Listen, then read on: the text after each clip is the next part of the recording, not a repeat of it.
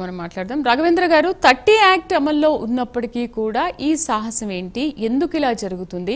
ప్రతిసారి ఇలా జరగడానికి కారణం ఏంటి? ఎక్కడ లోపం ఉందంటారు? ఎందుకంటే జగన్ పర్యటనలు జరిగినప్పుడల్లా ఇలాంటివి జరుగుతూనే ఉన్నాయి. ప్రజానికానికి చాలా నష్టం కూడా జరుగుతుంది. ఎవరో ఒకళ్ళు ప్రాణాలైనా కోల్పోతున్నారు. ఏదో ఒక దెబ్బలు తగ్గడం, ఏదో ఒకటి జరుగుతుంది. చాలా డిస్టర్బెన్స్ అనేది క్రియేట్ అవుతుంది. అండ్ ప్రతి డిబేట్లో కూడా మనం ఇలాంటి సంఘటనలు జరిగినప్పుడు కూడా ప్రతి అంశం కూడా మనం మాట్లాడుకుంటున్నాం.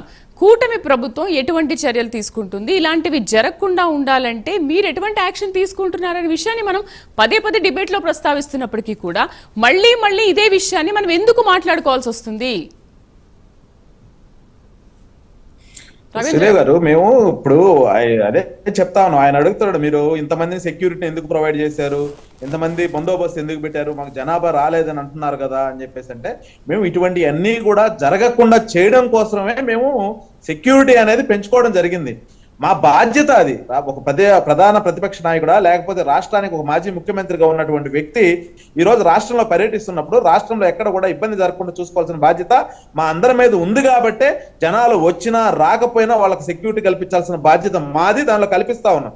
ఈ రోజు సాక్షాత్తు మా ముఖ్యమంత్రి వాళ్ళు నారా చంద్రబాబు నాయుడు గారు చూపించారు.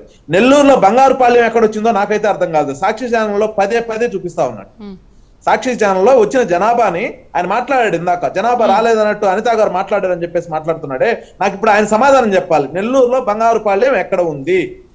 ఈరోజు మేము ప్రజాస్వామ్యబద్ధకంగా ప్రజల్ని గౌరవిస్తూ రాజ్యాంగబద్ధకంగా మీ నాయకుని రాష్ట్రంలో తిరిగే అవకాశాలు మేము కల్పిస్తే మీరు రాష్ట్ర పర్యటనల్ని అడ్డంగా పెట్టుకొని ఈరోజు దొంగలని, దౌర్భాగ్యుల్ని, గంజాయి బాధ్యుల్ని మీరు రాష్ట్రంలో పరామర్శిస్తూ రాష్ట్రంలో అరాచకాలను మరొకసారి లేవనెత్తు లా అండ్ ఆర్డర్ను దెబ్బతీసే కార్యక్రమానికి మీరు చేపట్టడం అనేది ఎంత మాత్రం సమంజసం కాదు అన్న విషయాన్ని అయితే గుర్తుపెట్టుకోవాలి.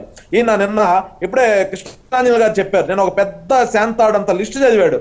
దానిలో ఎవరైనా నువ్వు గుండెల మీద చేసుకొని చెప్పండి, వైసీపీ అధికార ప్రతినిధి గారు, ఏ ఒక్కరినైనా మీరు సమర్థిస్తారా? వాళ్ళందరి క్రిమినల్ బ్యాక్గ్రౌండ్ ఒకసారి చెప్పండి. మిథున్ రెడ్డి కానీ, సుబ్రహ్మణ్యం కానీ, దైవ సుబ్రహ్మణ్యం చంపినటువంటి వ్యక్తి కానివ్వండి, అదేవిధంగా వల్లభనేని వంశీ కానివ్వండి, పిన్నెల్లి రామకృష్ణారెడ్డి గారిని కానివ్వండి. పిన్నెల్లి రామకృష్ణారెడ్డి గారు అసలు అసెంబ్లీ ఒక ఎలక్షన్స్ జరుగుతూ ఉంటే ఆ ఒక బూత్లోకి చేరి అక్కడ ఈవీఎంను పగలగొట్టడం అనేది చిన్న తప్ప? అది దానికి ఆయన అరెస్ట్ చేయకూడదా? ఆయన బుద్ధిమంతుడా? ఆయన నీతిమంతుడా? ఆయన రాజ్యాంగం తెలిసిన వ్యక్తా? అటువంటి వాళ్ళకి ప్రజల్ని పాలించే అర్హత ఉందా? దీనికి సమాధానం చెప్పండి. ఈరోజు ఈ ప్రభుత్వం రాష్ట్ర అభివృద్ధిని దృష్టిలో పెట్టుకొని, ప్రజల సంక్షేమాన్ని దృష్టిలో పెట్టుకొని, రాష్ట్రంలో లా అండ్ ఆర్డర్ని కంట్రోల్ చేసుకునే విధంగా ఈరోజు ఈ ప్రభుత్వం ముందుకెళ్తా ఉంది. మీలాంటి వాళ్ళు ఈరోజు జగన్మోహన్ రెడ్డి గారు తిరుగుతా ఉన్నారు, రేపు శర్మ గారు కూడా తిరుగుతామంటారు. ఆవిడికి పర్మిషన్ ఇస్తాం. ఇది మా బాధ్యత. మేము ఎవరిని కూడా సంఖ్యలు వేసి కట్టేయాల్సిన బాధ్యత మా మీద లేదు. కానీ ఈ రోజు మేము జగన్మోహన్ రెడ్డి పర్యటనలు అంటే మేమే కాదు, రాష్ట్రంలో ప్రజలందరూ కూడా భయపడుతున్నటువంటి పరిస్థితి. ఎందుకంటే అయ్యో, ఈ జగన్మోహన్ రెడ్డి బెంగళూరు నుంచి తాడేపల్లి వచ్చాడు, తాడేపల్లి నుంచి మళ్ళీ ఏదో ఒక ప్రాంతానికి వెళ్తాడు, అక్కడ ఏదో ఒక ఘోరం జరిగిపోబోతుంది, ఎవడో కూడా చనిపోబోతా ఉన్నాడు, వాళ్ళ కారు కింద పడి కారులు తొక్కేసినా దిక్కు లేదు, వాళ్ళ కార్యకర్తల్ని అతను రెచ్చగొడతాడు, వాళ్ళ నాయకుల్ని అతను రెచ్చగొట్టేసి జనాలు తోలకరమ్మంటాడు, వాళ్ళ చేతనే ఆయన కారులు ఎక్కించుకొని తొక్కించుకుంటాడు, ఆయన చేత వాళ్ళ చేతులు పీకించుకుంటాడు. ఇవన్నీ కూడా చూడలేక చస్తున్నావు రా బాబు అని పొద్దున్న లేసినప్పటి నుంచి ఈరోజు రాష్ట్ర ప్రజలందరూ కూడా ఆందోళన పడుతున్నటువంటి పరిస్థితి. ఈరోజు రాష్ట్రంలో జగన్మోహన్ రెడ్డి గారు మనం చూసినట్లయితే ఆయన ఏ ఒక్కటి కూడా, ఇందాక ఆయన మాట్లాడాడు, ఎవరో వెంకటేశ్వర రెడ్డి గారు మాట్లాడారు, ప్రశ్నిస్తే అరెస్ట్ అంట, ఏదో క్వశ్చన్ చేస్తే అరెస్ట్ అంట, అవినీతిని ఎత్తి చూపితే అరెస్ట్ అంట. ఏదో ఒక అరెస్ట్ చెప్పాయా నాయన? మీరు ప్రశ్నించే వాళ్ళు ప్రజాపక్షాన ప్రజల సమస్యల మీద మీరు ఎక్కడైతే ప్రశ్నించారో ఆ విధంగా ప్రశ్నించిన వాళ్ళని ఎవరిని అరెస్ట్ చేశారో ఒకరిని చెప్పండి. మేము ఈ రోజు నేను చెప్తా ఉన్నా, మేము చేసిన అరెస్టులన్నీ కూడా మేము ఈ రోజు మీద ఎవరైతే మా ప్రభుత్వం ఎవరి మీద అయితే లీగల్ యాక్షన్స్ తీసుకుందో, మేము రెడ్ బుక్ లో ఎవరెవరినైతే పెట్టామో వాళ్ళ గతంలో అధికారాన్ని అడ్డం పెట్టుకొని రాష్ట్రంలో అరాచకాలు, దోపిడీలు, దౌర్జన్యాలు చేసినటువంటి దొంగలను ఈరోజు మేము అరెస్ట్ చేసినటువంటి పరిస్థితి. నేను కేవలం చెప్తా ఉన్నా, మీకు మీ దగ్గర ఉంటే చెప్పండి, ఎవరిని ప్రశ్నించారు? మీకు అసలు రాష్ట్రంలో ఏమేమి వెల్ఫేర్ పథకాలు వెళ్తున్నాయో తెలుసా? ప్రజా సంక్షేమం ఏ విధంగా జరుగుతుందో తెలుసా? రాష్ట్ర అభివృద్ధి ఏ విధంగా వెళ్తుందో తెలుసా? రాష్ట్రానికి ఏ విధంగా పరిశ్రమలు వస్తున్నాయో తెలుసా?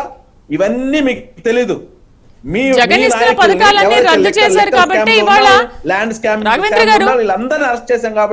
రాఘవేంద్ర గారు జగన్ కూడా ఒక మాట అన్నారు, ఇంతకు ముందు జగన్ ఇస్తున్న పథకాలు కూడా రద్దయిపోయాయి, అవన్నీ రద్దు చేశారు, ఇవన్నీ లేక పేదలు అల్లాడిపోతున్నారని కూడా మాట్లాడారు కదా.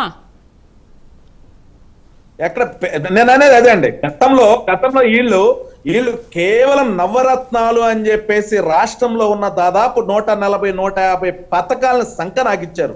కేవలం నవరత్నాల్లో అన్ని ఎత్తుక్కోమని చెప్పారు. బీసీ కార్పొరేషన్ లేదు, ఎస్సీ కార్పొరేషన్ లేవు, బీసీలకు సపరేట్ లోన్ లేవు, ఎస్సీలకు సపరేట్ లోన్ లేవు. తర్వాత మైనార్టీలకు సంబంధించి ఏవైతే సంక్షేమ పథకాలు ఉన్నాయో వాటన్నిటిని తీసిపడేశారు. విదేశీ విద్య పథకం ఉండింది, దాన్ని తీసిపడేశాడు. అంబేద్కర్ పేరు తీసిపడేసి జగన్మోహన్ రెడ్డి పేరు పెట్టుకున్నాడు. ఏమైనా అంబేద్కర్ అంటే ఏమైనా గొప్పడా? వీళ్ళు మాట్లాడుతుంటారే. ఈ రోజు కొత్తగా బయటకు వచ్చేసి ప్రెస్ మీట్లు పెట్టి ఆంజనేయ స్వామి బొట్టు ఒకటి పెట్టుకొని వచ్చి ప్రెస్ మీట్లు మాట్లాడినంత మాత్రం నీతిమంతులు ఎవరు? మనం చేసినటువంటి పాపాలు ఏవైతే ఉన్నాయో, మనం చేసినటువంటి దౌర్భాగ్యమైనటువంటి పరిస్థితులు ఏవైతే ఉన్నాయో, మన వల్ల లిక్కర్ స్కామ్ వల్ల రాష్ట్రంలో ఎన్ని కుటుంబాలు అయితే చనిపోయాయో, ఎన్ని కుటుంబాలు అయితే ఇబ్బంది పడ్డాయో, వాళ్ళందరి పాపాలు కూడా మీకు తగిలి మీరు ఈ రోజు 11కు పరిమితమైనా మీకు ఇంకా కూడా కొంచెము కూడా బుద్ధి, ఇంకిత జ్ఞానం, మార్పు రాకపోతే ఎవరు ఏం చేయలేనటువంటి పరిస్థితి. ముందుగా శ్రీదేవ్ గారు